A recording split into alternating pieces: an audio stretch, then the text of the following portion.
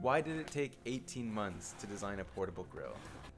Because we sweat every detail to ensure we created something more elegant, more usable, and more functional than anything out there.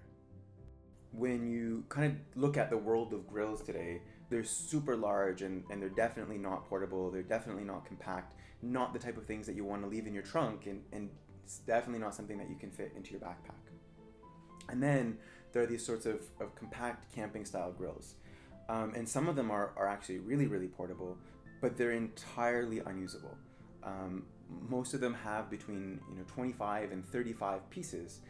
So you arrive at your campsite and you've got this 25 or 35 piece grill, and then you've got to unpack it, you've got to dump all of the contents onto the ground, and you've got to sort of assemble them, and you've got to hope and pray that you don't actually lose any parts in the process, because otherwise you come home and you've got an incomplete grill or a grill with a massive hole in it.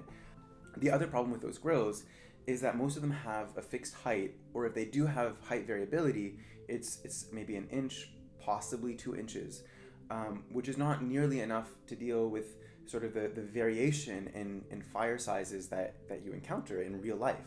It felt like we needed to create something that was super durable, that would become this tool that would last for a generation. And over time, it would just look more and more worn, but it would actually retain its quality and actually have a character to it that sort of represented the stories and the journeys that you brought this grill on. So we wanted to make sure that assembly was really, really easy and that we had no loose pieces. So we went with a very, very simple construction. There are only 2 pieces. We've got a frame and we've got a surface. The surface is rollable because the outside, as you can see here, is made from this high quality, robust aircraft cable. And then we've got stainless steel rods throughout with a very highly polished finish. And the surface can just roll up around the outside of the frame. The frame itself just opens straight up, and there's an interface on the top 4 corners, so that way the surface can just fall right into place, and each of the 3 bullets on the outside of the surface can be used to lock in one of the 3 different height positions. The innermost bullet is used for the highest height configuration, the centermost bullet is used for a low configuration for coal fires, and then the outermost height configuration is what we call stay flat mode. And stay flat mode actually allows you to prop up the grill on whatever props surround you. Let's talk about materials for a second.